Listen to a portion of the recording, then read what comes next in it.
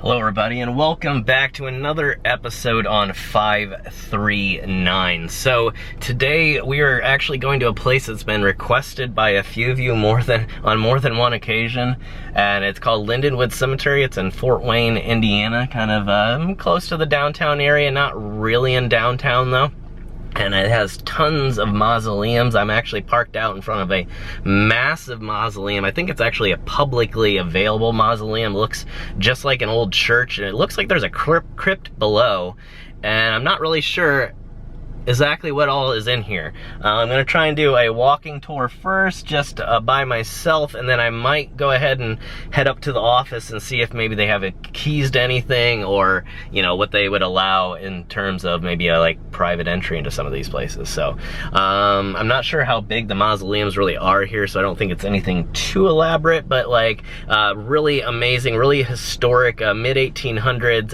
It's really cool. So let's go ahead, get out, check it out. There's a few mysteries here that I want to look at, and some really cool stuff, some really amazing artwork. It's gonna be a great series of probably maybe even up to a 5-6 part series here. We will be mixing other episodes in between, so don't worry if you're not into this sort of episode. We're gonna be having tons of stuff in between as well. So thanks guys, let's get out. All right everybody, we are out. You can see our massive church mausoleum here.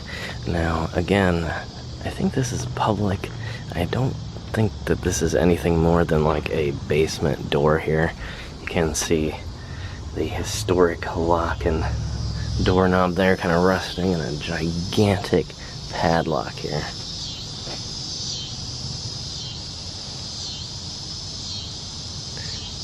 However, to my knowledge, this is kind of interesting. Why does that go so far back? That's not like, I don't think that's a crypt. I really think it's just a basement. But we'll go ahead and walk up the hill here, and I think it's just unlocked when the cemetery is open. They close at sunset and then they lock the gates. So I think most of these places are publicly accessible. However, if not, I might head up and check it out at the front desk just to see. See that it looks like it even has a bell tower. I doubt there's any access up there, but again, I don't know. From the photos that I remember seeing a long time ago when people first... Okay, no, it is actually locked. So this actually, it did say... It's listed incorrectly, I guess. This is actually a chapel. It's listed as a church-like mausoleum on Google Maps. Look at this old sidewalk here. I was trying to figure out what it was made of. I think it is actually just cracking cement. Let's see some old decorative stonework there. And then another entryway here into our chapel. And kind of a hilly place for this part of the city, but it's kind of interesting how it makes it feel really secluded and really elaborate. This is definitely not a mausoleum of any sort. So again, I think this is actually, yeah, this is locked to the public. So, but you see the original 1895 date and then rebuilt in 1974. So I guess it is possible that at one time it was used as a private crypt and had the church built possibly on top. And here's another area where we can kind of go down and look maybe at the basement here. It looks pretty sealed up, but there are some vents. How crazy looking is this? That's like something so elaborate and new is on top of something, or is underneath something, or excuse me, yeah, on top of something so old and historic.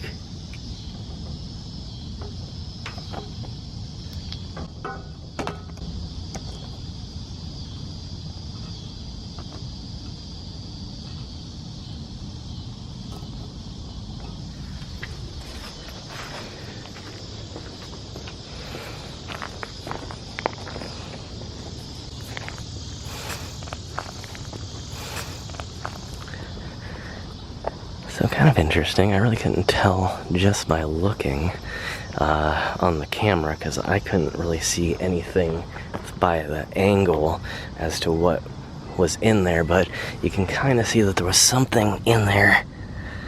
Some sort of door it looked like we were looking into. Again, I think it's just a basement maintenance area. However, I'm not 100% positive. And now I'm gonna have to figure out. I think the mausoleums are in this direction. This is kind of interesting here. See some historic graves here. Looks like Brandstrader, Catherine, William here. And oh, another William. And whatever is here is actually being currently restored. You can see that they've marked it off with flags so people don't step over it. It was really interesting to see the work in progress. So this must be like an area that they're working on. You see Martha Hackett here, 1885 to 1963.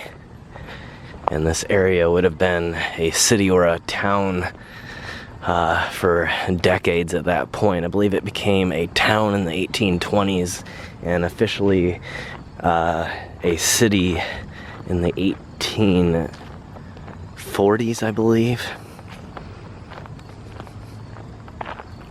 Interesting bit of decoration up here. I'm actually working on our original camera today for a little bit here while the battery still lasts. I wanted to test it out because I was finally able to fix it after the lens got broken.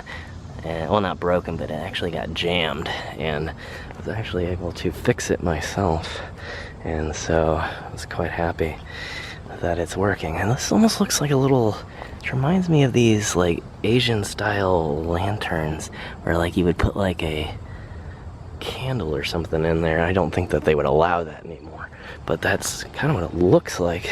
Trying to figure out some few interesting looking memorials here.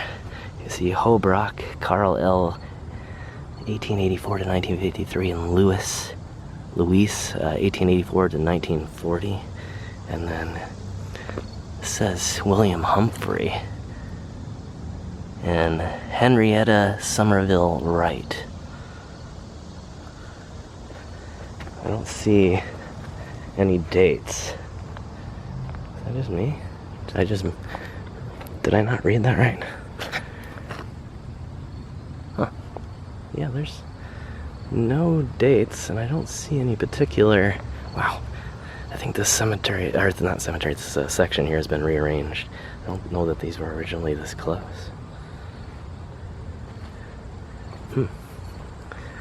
Really fascinating place. But apparently, I have mausoleums. I have a big public mausoleum that way, it looks like. And there's an outdoor mausoleum this way.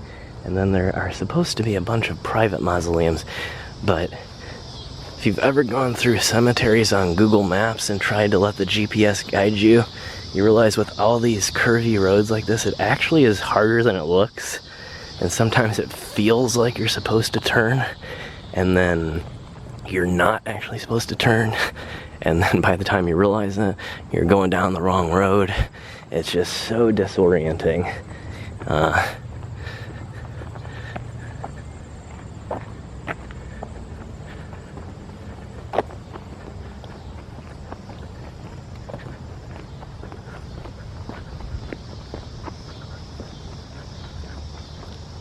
Yeah, okay, here we go.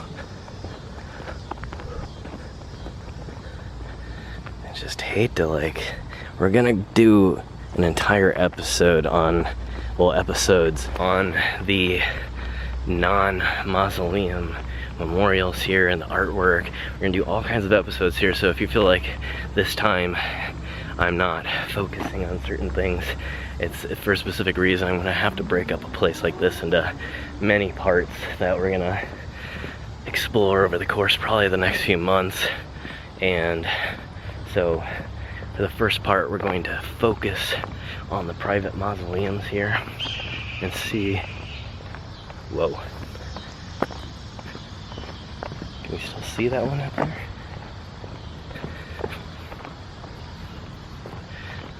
Oh yeah, these are some amazing.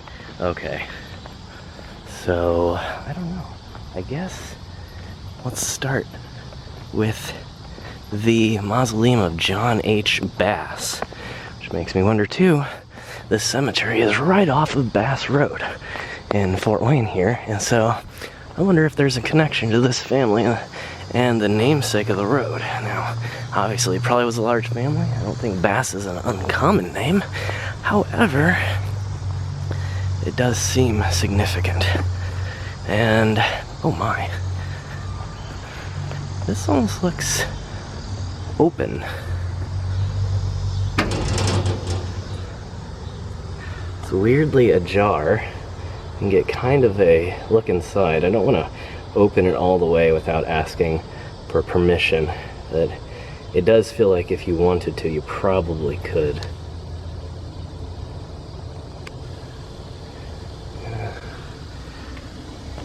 Having somewhat of a hard time. There we go. Let's see if it'll focus through that little hole. That's gonna be really difficult, but really neat looking on the inside. I wish we could have gotten a better view. And then right next to it, I always kind of find it fascinating. I don't know if it originally maybe is, you can see this huge section here that seems to be cut out for just this mausoleum.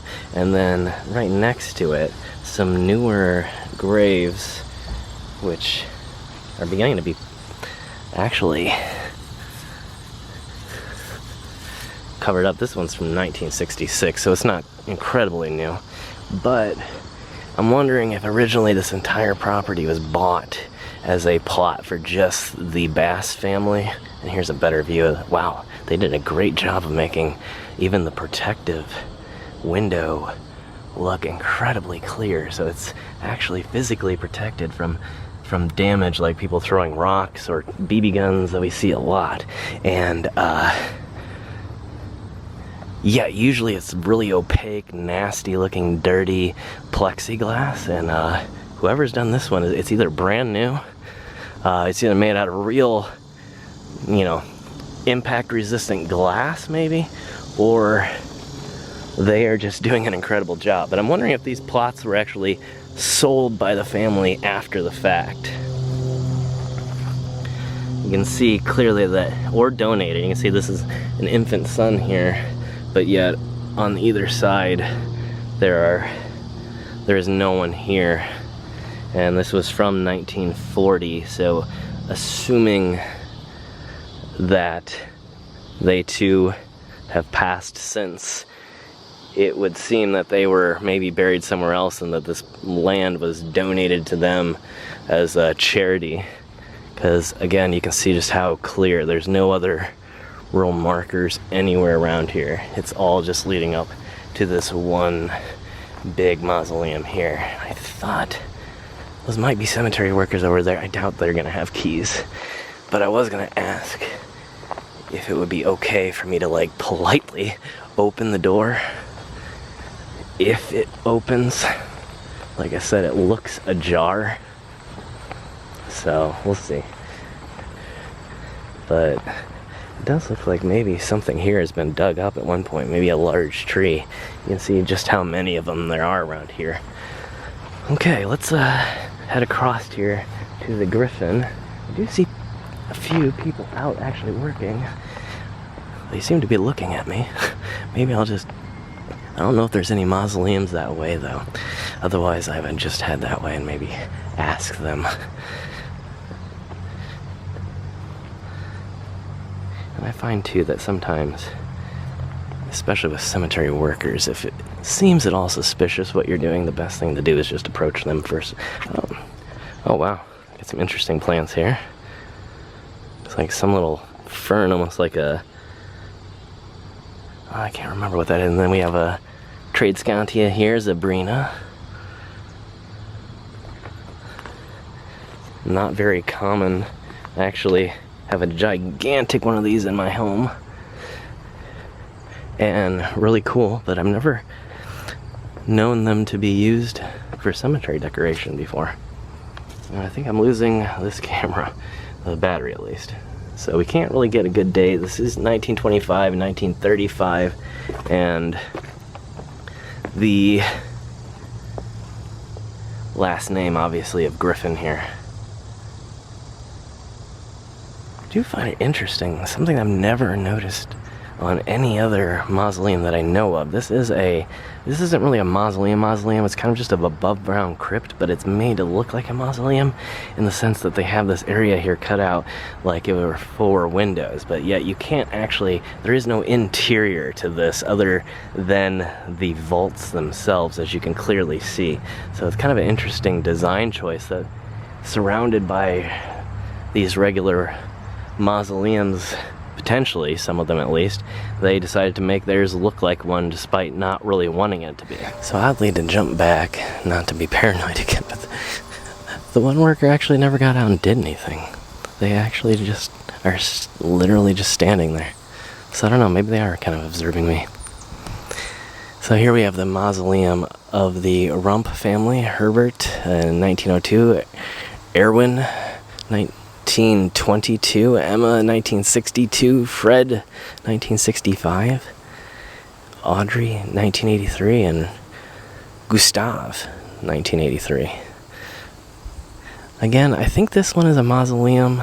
I think it's just been sealed with a stone instead of a normal, or just a regular door, I should say. Not necessarily normal, but just the choice that they made there. And oh, okay, so this must have been sort of like a thing back in the day, maybe. This weird little place. Actually, I don't know. It looks like maybe this one particular was either designed for a window and it was never used, and so they sealed it. Let's go over to this one real quick again and see. I wish there were more mausoleums that way. I just want to walk towards the workers because I want to see what's going on. Why is my camera not? Hello? Oh, no wonder.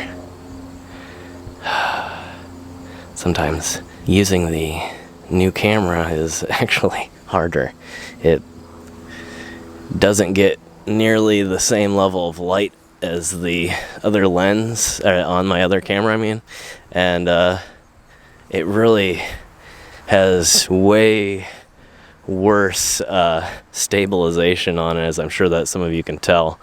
The only reason that my camera footage sometimes appears to be just amazingly stable is because I'm switching back to the other old camera. Alright, let's go down here. We got a few. We have the mausoleum here of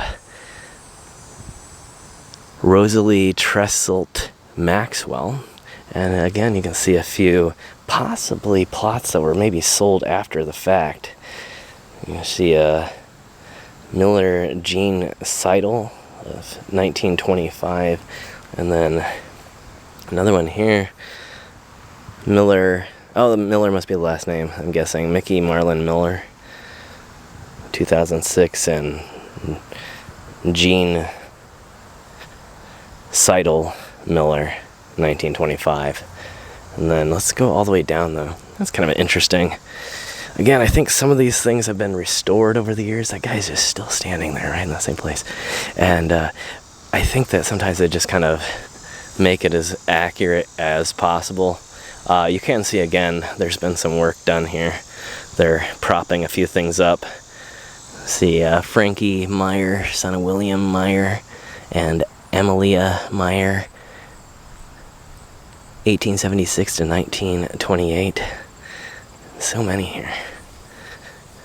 Alright, this one, though, this mausoleum that we're coming up to actually has an open window, a clear window, and then some stained glass on the back. So it should be a pretty cool interior view here. And then you can see here, maybe it is kind of, I don't know if this is extended family or not, but you see another Seidel here, maybe making Seidel a maiden name for our Miller grave over here. And then Adam Grumper Seidel here. See, 1898 to 1998, exactly 100, oh wow. He was 2 weeks shy of being 100. November 1st, 1998. How insane is that? That's cool. And then 1896 to 1776 for Carl. Is that Carl? Yeah, that's Carl. Okay. It looks like a little bit of erosion damage. And just absolutely epic door here. And I'm excited to see what we're gonna find in here. Wow. Look at that stained glass. Oh, I want to not focus right now. Alright, I can make it auto or manually focus. Alright, I finally got it. I was able to put it on manual focus here. And I'm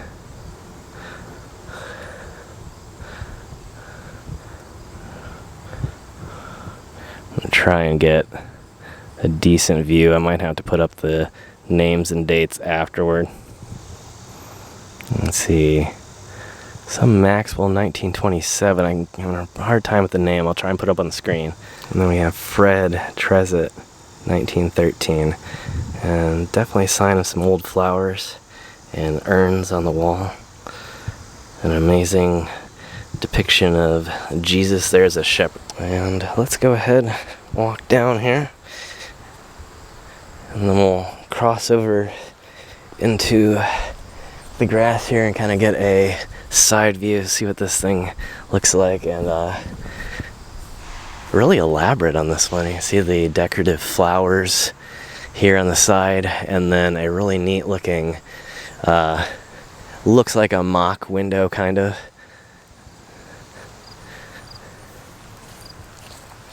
And let's see how well we can get. This one is screened in. You really can't see very well from the other side. You can tell getting up close that those are the feet there, and you can see the figure, but it doesn't really do it justice from the back end here like the other one that we just saw. It looks like this one here has a actual stained glass